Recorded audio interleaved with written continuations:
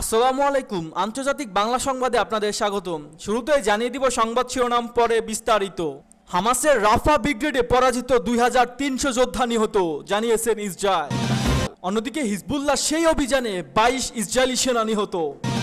আরও জানিয়ে দিব এডেন সাগরে ইয়েমেনিদের একের পর এক হামলা, বিপর্যস্ত ইসরায়েল। এবং গাজায় ব্যর্থতা ও ব্যাপক প্রতিরোধের প্রেক্ষাপটে 1000-এরও বেশি ইসরায়েলি সেনা পদত্যাগের আবেদন জানিয়েছে। এবং সবশেষ জানিয়ে দিব ইউক্রেনকে ক্ষেপণাস্ত্র দেওয়ার মানে রাশিয়ার সঙ্গে যুদ্ধে সামিল। এতক্ষণ দেখছিলেন সংবাদ শিরোনাম, এবার বিস্তারিত। তার আগে আপনি আমাদের ভিডিওটি কোন জেলা থেকে দেখছেন অবশ্যই কমেন্ট করে জানিয়ে দিবেন এবং আমাদের সাথে থাকার জন্য চ্যানেলটি সাবস্ক্রাইব করে দিবেন। হামাসের রাফা ব্রিগেড পরাজিত, 2300 যোদ্ধা নিহত, জানালেন ইসরায়েল। ইসরায়েলি প্রতিরক্ষা বাহিনী আইডিএফ দাবি করেছেন ফিলিস্তিনি স্বাধীনতাকামী গোষ্ঠী রাফা ব্রিগেড পুরোপুরি ধ্বংস হয়ে গেছে। এই ব্রিগেডের অন্তত 2308 জন সেনা তাদের হাতে নিহত হয়েছেন। ইসরায়েলি প্রতিরক্ষা বাহিনী ব্রিগেডিয়ার জেনারেল ইজ্জিক কোহেন এই দাবি করেছেন। গতকাল বৃহস্পতিবার ইসরায়েলের সংবাদ মাধ্যম টাইমস অফ ইসরায়েলি প্রতিবেদনে বলা হয়েছে, আইডিএফ জানিয়েছে তারা গাজায় হামাসের রাফা ব্রিগেডকে ধ্বংস করে দিয়েছে।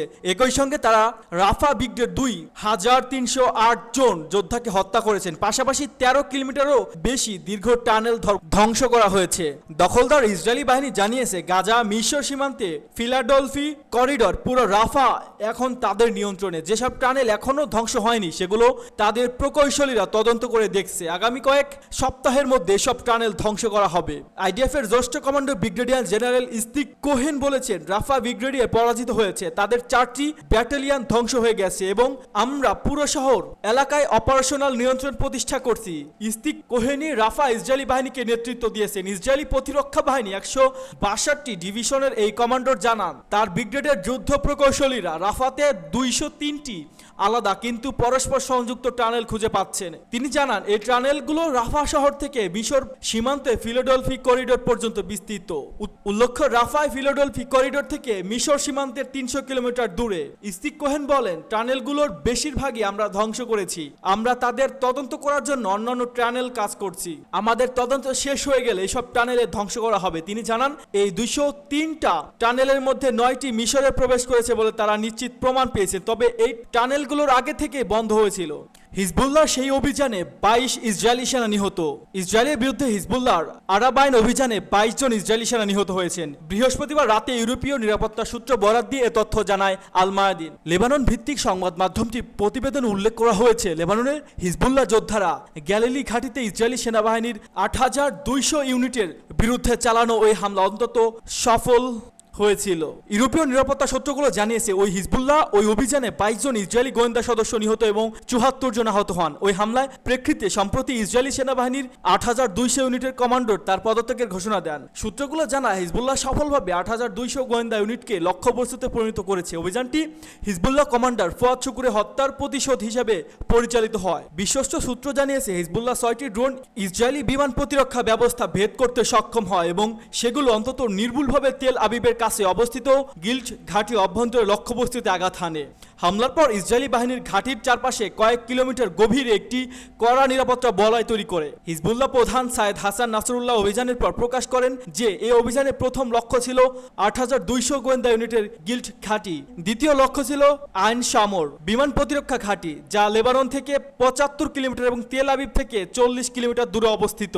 নাসরুল্লাহ জোর দিয়ে বলেন, হিজবুল্লাহ ড্রোনগুলোর তার লক্ষ্যবস্তুতে সফলভাবে আঘাত হানে। যদিও ইসরায়েলি বাহিনী বিষয়টি গোপন রাখার চেষ্টা করেছে, তবে সময়ের সঙ্গে সঙ্গে সত্যতা প্রকাশ পাবে। উল্লেখ্য, গত 24শে আগস্ট রাতে ইসরায়েলের উত্তরাঞ্চলে বিভিন্ন গুরুত্বপূর্ণ ও স্পর্শকাতর লক্ষ্যবস্তুতে ঝাঁকে ঝাঁকে রকেট ও ড্রোন দিয়ে হামলা চালায় লেবাননের সশস্ত্র গোষ্ঠী হিজবুল্লাহ। হিজবুল্লাহ এ সামরিক অভিযানকে আরাবাইন অপারেশন বলে অভিহিত করেন সশস্ত্র গোষ্ঠীর নেতা হাসান নাসরুল্লাহ। সূত্র ইরান। এডেন সাগরে ইয়েমেনিদের একের পর এক হামলা, বিপর্যস্ত ইসরায়েল। যদিও ইহুদিবাদী ইসরায়েল ইয়েমেনে পা রাখতে চেয়েছিল, কিন্তু তা তো হয়নি। উল্টো বাবাল মান্দাব প্রণালীতে তার সমর্থকদের প্রবেশাধিকারও বন্ধ করে দেওয়া হয়েছে।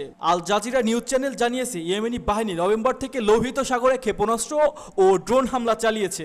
ইসরায়েলের সাথে সম্পর্কযুক্ত 80টিরও বেশি জাহাজ ক্ষতিগ্রস্ত করেছে। এই প্রতিবেদনে বলা হয়েছে, ইয়েমেনি 2টি জাহাজ ডুবিয়েছে এবং আরেকটি জাহাজ জব্দ করেছে। নভেম্বর থেকে লোহিত সাগর এবং এডেন উপসাগরে ইয়েমেনিদের যোদ্ধাদের হামলার কারণে অনেক শিপিং কোম্পানি তাদের জাহাজের এই আন্তর্জাতিক জলপথ ত্যাগ করে আফ্রিকা মহাদেশের চারপাশ দীর্ঘ পথ অতিক্রম করে অতিরিক্ত অর্থ ব্যয় করতে বাধ্য হচ্ছে। অর্থনৈতিক বিশেষজ্ঞরা মনে করেন যে জাহাজ চলাচলে ইয়েমেনের বাহিনী এই নিষেধাজ্ঞার ফলে হুতিবাদী ইসরায়েলের দৈনিক $1 কোটি বেশি ক্ষতিগ্রস্ত হচ্ছে। জাহাজ চলাচলে রুট পরিবর্তন করে তা আফ্রিকা মহাদেশে হয়ে ঘুরে যাওয়ার বাণিজ্য ক্ষেত্রে ইসরায়েলি ব্যাপক ক্ষতির সম্মুখীন হয়েছে। ইসরায়েলি বিকল্প পথ খুঁজতে বাধ্য হওয়ায় তাদের পরিবহন খরচ বহুগুণে বেড়েছে। এ বিষয়ে ইসরায়েলি গণমাধ্যমের রিপোর্টে বলা হয়েছে যে ইয়েমেনিদের এই পদক্ষেপের ফলে ইসরায়েলি শিপিং কোম্পানিগুলো ক্ষতিগ্রস্ত হচ্ছে। একই সঙ্গে ইয়েমেনি ইসরায়েলি বন্দরে হামলার পরিমাণও 3 গুণ বাড়িয়েছে। লোহিত সাগরে ইসরায়েলের সাথে সংশ্লিষ্ট জাহাজে ইয়েমেনিদের হামলার ফলে আফ্রিকা হয়ে দেরি করে জাহাজ পৌঁছানো ইসরায়েলের হাইফা বন্দরে কার্যক্রম ভেঙে পড়েছে এবং সেখানে বিশৃঙ্খলা দেখা দিয়েছে।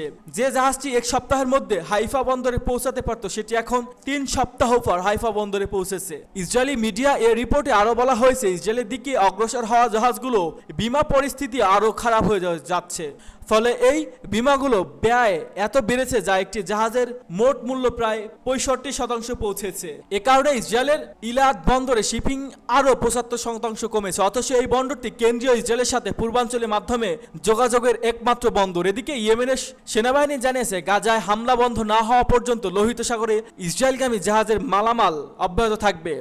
গাজার সমর্থনে ইয়েমেনি বাহিনী 31 অক্টোবর থেকে আক্রমণ শুরু করে এবং এখন পর্যন্ত তারা ইসরায়েলের বিরুদ্ধে অভিযান চালিয়ে যাওয়ার লোহিত সাগরে ইসরায়েলের বিরোধী অবরোধ ভেঙে দেওয়ার মার্কিন ব্রিটেন প্রচেষ্টা ব্যর্থ হয়েছে। এমনকি আমেরিকা ও ব্রিটেন ইয়েমেনের বিরুদ্ধে সামরিক হামলা চালিয়েও ওই অবরোধ ভাঙতে পারেনি। উল্টো আমেরিকা ও ব্রিটেন জাহাজের ইয়েমেনিদের হামলা টার্গেটে পরিণত হয়েছে। বিশেষজ্ঞরা মনে করেন যে ইয়েমেনি সেনাবাহিনী নজরবিহীন অভিযান সম্পর্কে তাদের সামরিক শক্তি সম্পর্কে ওয়াশিংটন ও লন্ডন ধারণা পেয়েছে তাদের আগে জানা ছিল না, ফলে পাশ্চাত্য হিসাব নিকাশ পাল্টে গেছে। গাজায় ব্যর্থতা ও ব্যাপক প্রতিরোধে প্রেক্ষাপটে 1000-এরও বেশি ইসরায়েলি সেনা পদত্যাগের আবেদন জানিয়েছে। গাজায় দীর্ঘকাল ধরে যুদ্ধ চলতে থাকা প্রেক্ষাপটে 1000-এরও বেশি ইসরায়েলি সেনা ইস্তফা দেওয়ার আবেদন জানিয়েছে। ইসরায়েলি সংবাদ মাধ্যমগুলো এই তথ্য ফাঁস করে জানিয়েছে আবেদনকারীদের মধ্যে রয়েছে বিভিন্ন পদমর্যাদার অধিকারী, অফিসার বা সেনা কর্মকর্তা।